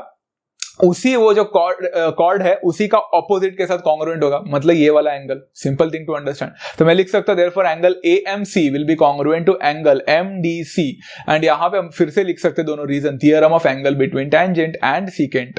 एंड दिस इज हाउ ये क्वेश्चन खत्म हो जाता है. ये ऐसे टाइप ऑफ क्वेश्चंस बोर्ड्स में आए हैं. Okay, this is something literally very dangerous. क्या कर सकते हैं, बट आप इतना प्रिपरेशन करो. इसलिए मैं बोलता ज्यादा हॉट्स मत करना बच्चा, इतना काफी. Okay, let's go for the next question. यहाँ पे question number 9. In triangle PQR, segment XY is parallel to side QR. Point M and point N are midpoints of segment PY and segment PR respectively. Then prove that triangle PXM is similar to triangle PQN and segment XM is parallel to segment QN. And diagram आपको provided था. ये question भी थोड़ा dangerous था, but मैंने इसको कोशिश की है इजी करने की. लेट्स हैव अ लुक आप इसको कैसे समझते हैं. राइट, यहाँ पे बोला है सबसे पहले कि आप लोग के पास क्या है. देखो मैंने डायग्राम में कुछ चेंजेस किए हैं, ध्यान से सुनना. Segment XY is parallel to side QR and इसके लिए मैंने यहाँ पे कुछ चीजें एनिमेशन निकाल दिया. मैंने सिर्फ ट्रायंगल को इतना देखते हैं. सेगमेंट XY पैरेलल है सेगमेंट QR के साथ. अगर ऐसा होता है तो कौन सा थियरम याद आता है? Basic proportionality theorem. तो मैं यहां पे बोल सकता therefore PX upon XQ is equal to PY upon YR. इसका रीजन है बेसिक प्रोपोर्शनलिटी थियरम या थेल्स थियरम. इसके बाद क्या कर सकते हो आप लोग? PX upon XQ is equal to PY upon YR करने के बाद मैंने यहां पे इन्वर्टेंडो यूज किया. मतलब देयरफॉर क्या मैं बोल सकता PX अपॉन XQ के जगह पे लिख सकता XQ upon PX is equal to PY upon YR के जगह पे लिख सकता YR अपॉन PY. ऐसा मैंने क्यों किया है आपको समझ में आ जाएगा थोड़ी देर में. यहां पे लिख सकता हूं इन्वर्टेंडो. अब मैंने ऐसा क्यों किया बता देता हूं. देखो बच्चों यहां पे adding 1 on both the side किया मैंने दोनों को भी इक्वल 1 से ऐड किया. मतलब XQ अपॉन PX को भी मैंने 1 से ऐड किया एंड YR अपॉन PY को भी मैंने 1 से ऐड किया. राइट, इससे क्या होता है कि मेरा क्रॉस मल्टीप्लीकेशन देखो XQ हो जाएगा प्लस PX इंटू 1 PX होता है डिवाइडेड बाय PX हो जाएगा is equal to YR plus PY into 1 PY होता है डिवाइडेड बाय PY हो जाएगा. राइट, अब आप लोग को समझ में आ जाएगा मैंने ऐसा क्यों किया. जरा अच्छी तरह से देखो बच्चों, यहां पे ये मैंने यहां पे फिर से लिखा है XQ प्लस PX. डायग्राम में जरा अच्छी तरह से देखो. What is XQ plus PX? Absolutely आपको एक बड़ा ट्रायंगल का साइड मिला. यहां पे XQ प्लस PX होता है बच्चों कितना? It becomes PQ divided by PX is equal to YR plus PY. कितना होता है बच्चा? YR और PY को ऐड करने पर कितना मिलता है? Yes, we get the answer as PR divided by PY. समझा? मतलब मुझे यहां पे बड़े ट्रायंगल का साइड चाहिए था एंड इसके वजह से ये मगजमारी चल रही थी. Is that clear so far? Okay, अब देखो यहां पे मैंने रीजन भी लिखा P'(X') एंड P'(Y') एंड उसके बाद मैंने यहां पे क्या लिखा जरा ध्यान से देखो. फिर से PQ अपॉन PX को मैंने फिर से PX अपॉन PQ कर दिया is equal to PY upon PR कर दिया यहां पे. एंड मैं फिर से इन्वर्टेंडो यूज किया बिकॉज मेरा वो काम इन्वर्टेंडो करके वो जो वैल्यूज लेने थे उसका हो गया. अब मैंने फिर से इन्वर्टेंडो को फिर से इन्वर्ट कर दिया एंड मैंने अपना ओरिजिनल यहां पे लेके आया. राइट, अब PX upon PQ is equal to PY upon YR होने के बाद PI अपॉन PR होने के बाद मैं यहां पे क्या करने वाला हूं, ध्यान से सुनना. यहां पे देखो मैंने क्या किया, PX upon PQ is equal to PY जो दिख रहा है आप लोग को, जरा ध्यान से देखो. PY उन्होंने उधर लिखा है कि M and N are the midpoints. तो क्या मैं बोल सकता हूं वह जो PY है that PY is actually twice of PM. वो जो PY है बच्चा mid point M mid point होने की वजह से वो PM का डबल है एंड अपॉन PR जो आप लोग को दिख रहा है PR पूरा वो PN का डबल है PN का, because N is the mid point. Simple है. 2 विल गेट कैंसल्ड. तो आपको क्या मिलता है? PX upon PQ is equal to PM upon PN करके मिलेगा. So far so good. यहां तक समझा? नहीं समझ में आ रहा है? बता देता हूं. PX upon PQ is equal to PM upon PN मिलने के बाद इक्वेशन नंबर 1 मार्क कर दिया अब जरा ध्यान से देखो यहां पे मैं क्या करने वाला हूं. Look at this thing very carefully. In triangle PXM and PQN, जो कि हमें प्रूव करने बोला है, आपको नहीं लगता बच्चों एंगल P और एंगल P दोनों के पास होने के वजह से those are common angle? At the same time मैंने अभी आपको दिखाया कि PX upon PQ is equal to PM upon PN. ये प्रूफ मैंने अभी किया इक्वेशन नंबर 3 से. कुछ याद आया बच्चा आप लोग को यहाँ पे? फ्रॉम इक्वेशन नंबर 1 से, फ्रॉम इक्वेशन नंबर 1 से मैंने अभी प्रूफ किया आप लोग के लिए कि PX upon PQ is equal to PM upon PN. Absolutely. So मुझे बताओ these two triangles PXM और PQN will be similar to each other by which test? Yes, this will be similar by SAS test of similarity. बड़ा important topic था.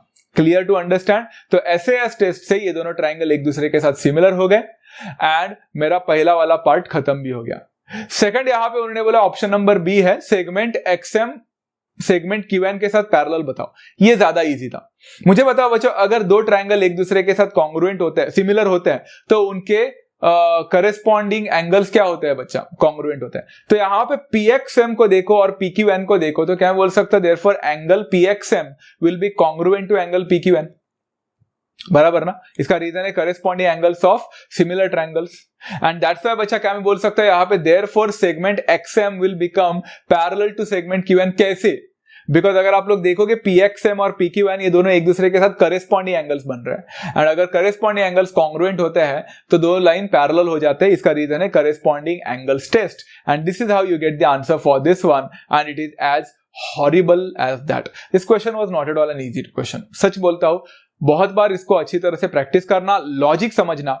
ये तो हमारे पास वक्त की कमी है बच्चा. The time is very much lesser. Your examinations are coming near by. Many of the students are not yet understood the concepts, the logics. इसके वजह से ये थोड़ा सा फास्ट लगता होगा आप लोगों को, थोड़ा डिफिकल्ट लगता होगा, बट क्या कर सकते हैं. This is just revision going on. Hopefully आप सभी लोगों ने पूरा टेक्स्ट बुक को अच्छी तरह से पढ़ाई किया है, तो ही जाकर ये इजी लग सकता है.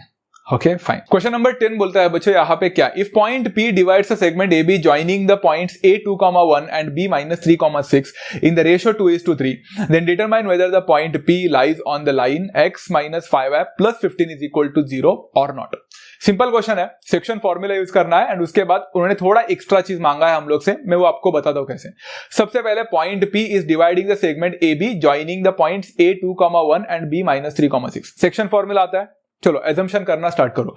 Late A2,1 be x1 y1 and B-3,6 be x2 y2. Simple है. ओके उसके बाद में हमें पता है कि point P is dividing the segment, तो उसको हम Px, y बोलेंगे एंड वो डिवाइड कर रहा है इन द रेशियो 2:3. इसका वजह से हमें पता है m/n का वैल्यू 2:3 है. ये तो कॉन्सेप्ट आपने पढ़ाई किया होगा. तो हम कौन सा फॉर्मूला यूज करेंगे? Bisection formula. ये लिख के आना है. बाइसेक्शन फॉर्मूला सबसे पहले हम x का वैल्यू निकालेंगे. फॉर्मूला क्या था बच्चा? mx2 plus nx1 upon m plus n. शायद सभी लोगों को पता है. इज इक्वल टू m का वैल्यू 2 है बच्चा, x2 का वैल्यू है -3, n का वैल्यू है बच्चों कितना 3 एंड x1 का वैल्यू है यहाँ पे 2 डिवाइडेड बाय 3 + 2 हो जाएगा या फिर 2 + 3 लिख सकते हैं. सेम है. ओके यहाँ पे 2 × -3 -6 होता है, 3 × 2 +6 होता है, डिवाइडेड बाय 2 + 3 होता है 5.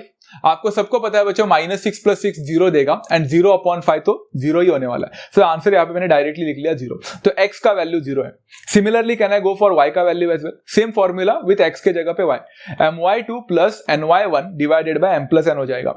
m का वैल्यू पता है 2 है, y2 का वैल्यू ध्यान से संभल कर देखना 6 है, n का वैल्यू 3 है, y1 का वैल्यू यहाँ पे 1 है, divided by 2 + 3. Again 6 to the 12 होता है, 3 1 the 3 होता है, 2 + 3 5 होता है, 12 + 3 15 होता है. आपको 15/5 मिलेगा बच्चा यहाँ पे 3. तो आपको x का वैल्यू 0 मिला एंड y का वैल्यू 3 मिला. तो सबसे पहले आप लिख सकते हैं बच्चा यहाँ पे कि आपको कोऑर्डिनेट्स क्या मिले.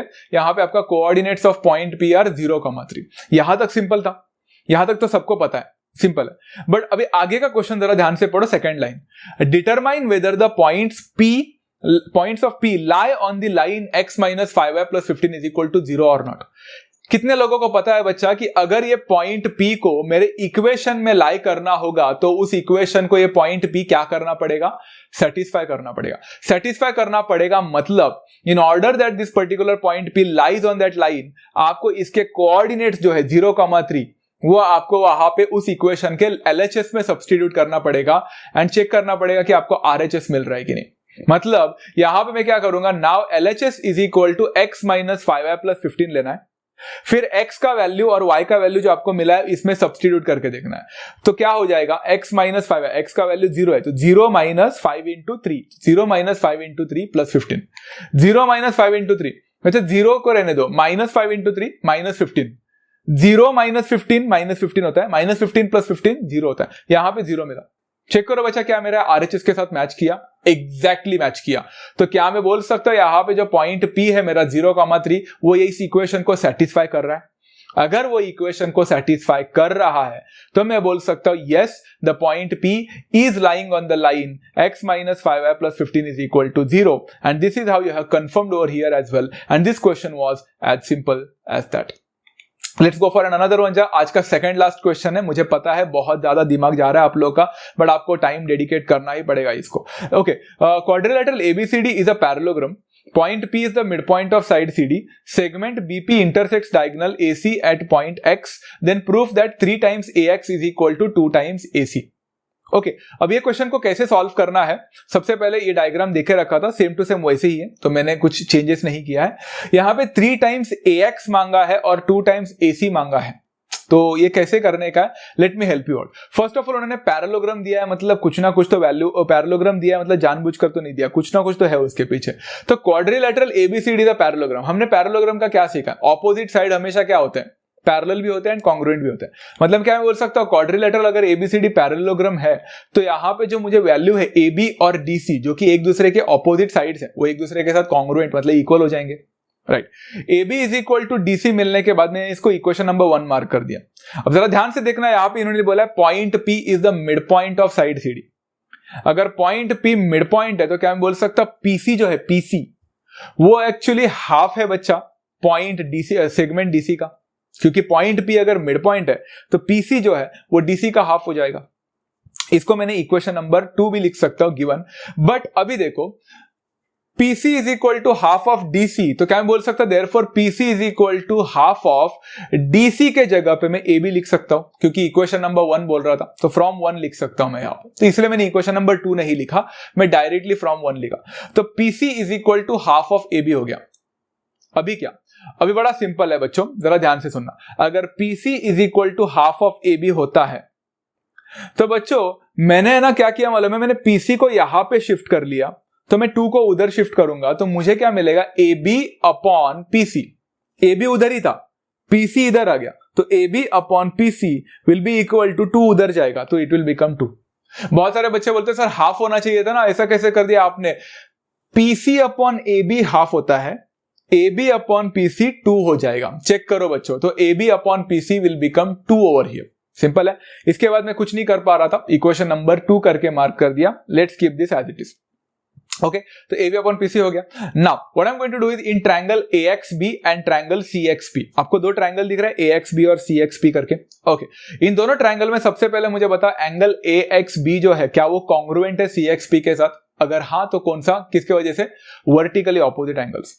उसके साथ साथ क्या मैं बोल सकता हूं बच्चे, एंगल XAB जो है XAB वो कॉन्ग्रुएंट हो जाएगा एंगल XCP के साथ। अब आप बोलोगे ये कैसे, तो answer is alternate angles theorem. Alternate angles theorem तो 2 पैरेलल लाइंस के ऊपर चलते हैं ना, तो यहां पे पैरेलल लाइन के बिना कैसे, पैरेलल लाइन था, पैरेललोग्राम का opposite sides are parallel also, तो ऑब्वियसली सबको पता है कि यहां पे अल्टरनेट एंगल थ्योरम चलने वाला है। तो मुझे बताओ क्या ये 2 ट्रायंगल एक दूसरे के साथ सिमिलर हो जाएंगे, exactly. Therefore triangle AXB will be similar to triangle CXP and इसका रीजन है AA test of similarity.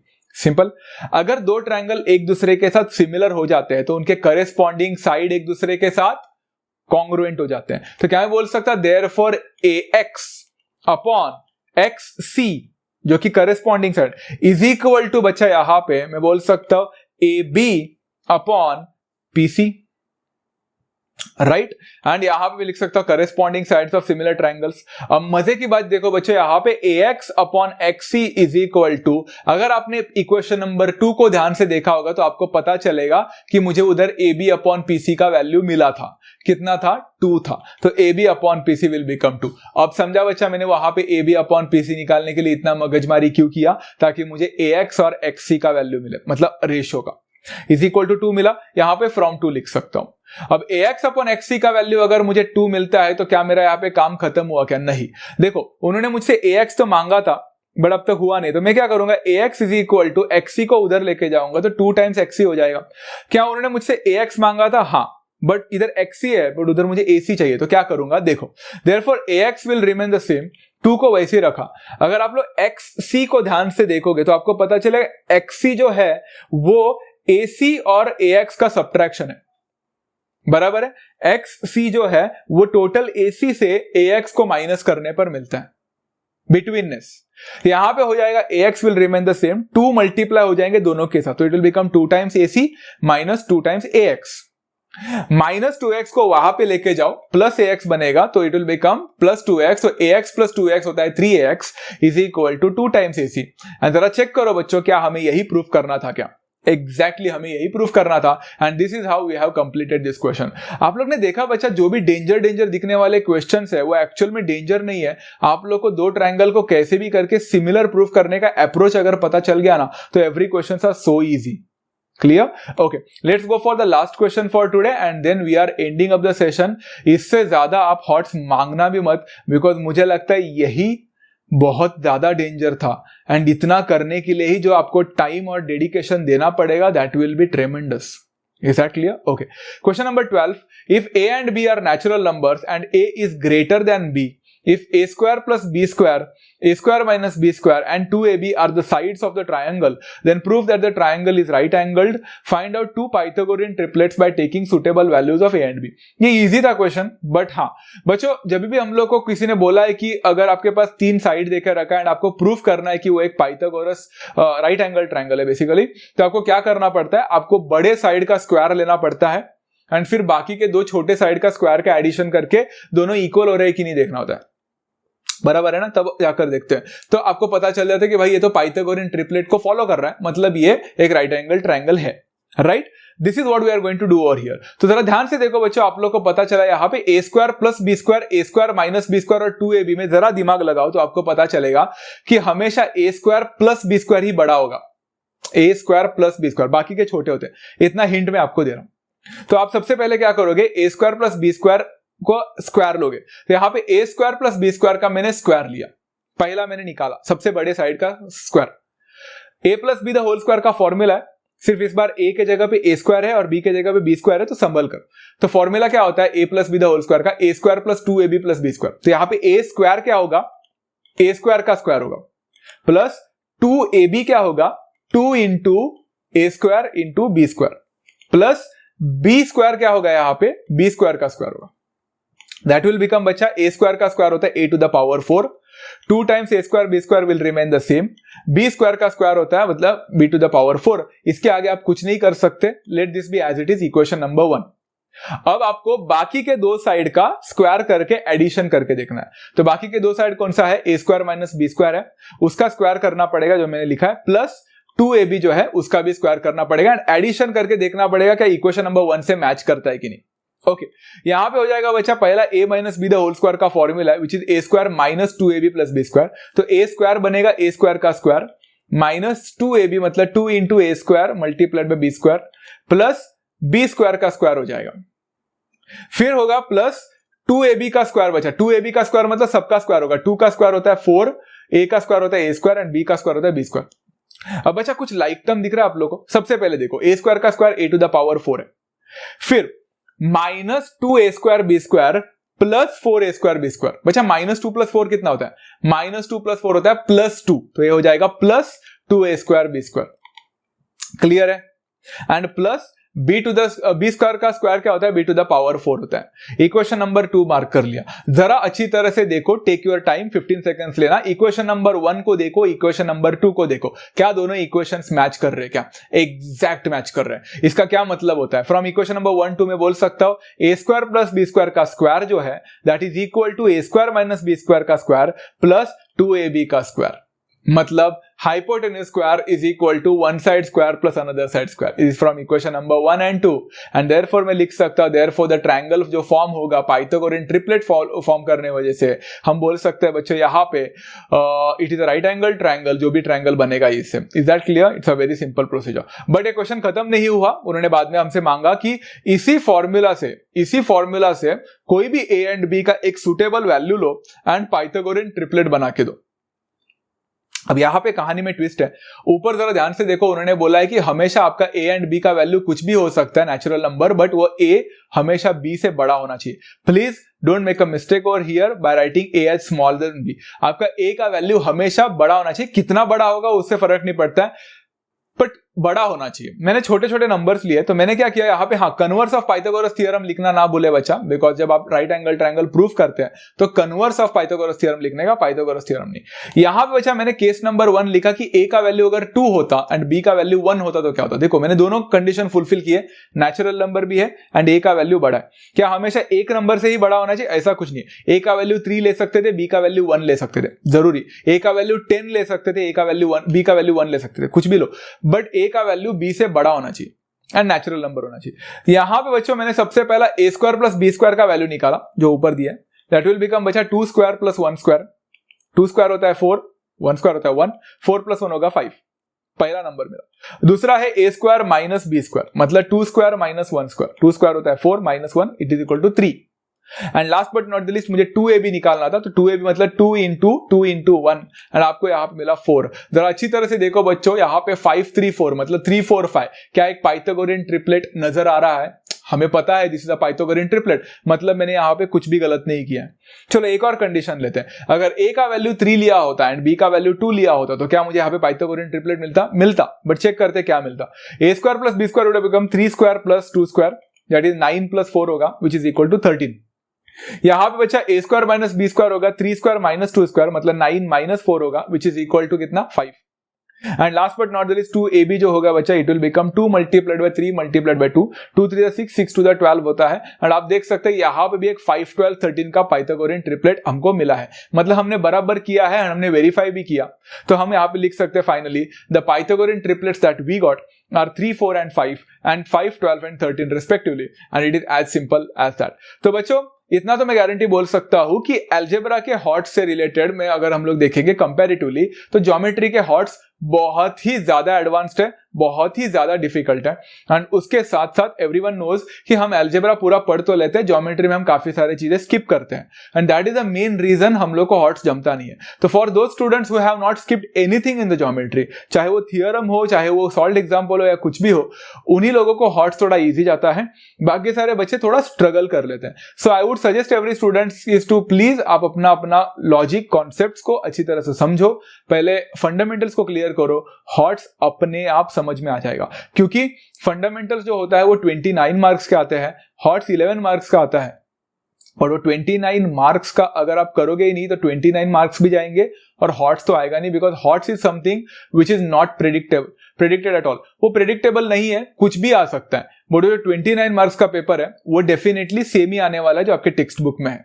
So that is something that you are going to get completely, तो उसको पहला फोकस करो and once you are done with that part HOTS अपने आप हो जाएगा। Is that clear? So don't focus much upon the HOTS, before that focus upon your fundamentals, textual question करो, फिर ही हॉट्स को हाथ लगाना अगर टेक्सचुअल हुआ रहेगा तो। Is that clear? तो आज के सेशन में बस इतना ही बच्चों, अच्छा लगा तुम लोग के साथ। आई होप आप सभी लोगों को ये हॉट्स क्वेश्चन समझ में आया होगा, नहीं समझ आए तो रिपीट करके फिर से देखें, पूरा सॉल्व करें, जब तक सॉल्व नहीं होता तब तक सॉल्व करते रहे and then once you understand that will be a great thing. Okay, मिलते हैं नेक्स्ट सेशन में, तब तक take care of yourself, love you all, thank you so much for joining and I wish you all the best for your upcoming algebra exam. आपका exam day after tomorrow है, I know that part, and आप लोग अच्छा करोगे इतना मुझे विश्वास है। I believe in you all guys, I have complete faith in you and all you have to do is don't be nervous, paper अच्छा लिख लेना। मिलते हैं नेक्स्ट सेशन में, take care of all of you and happy learning.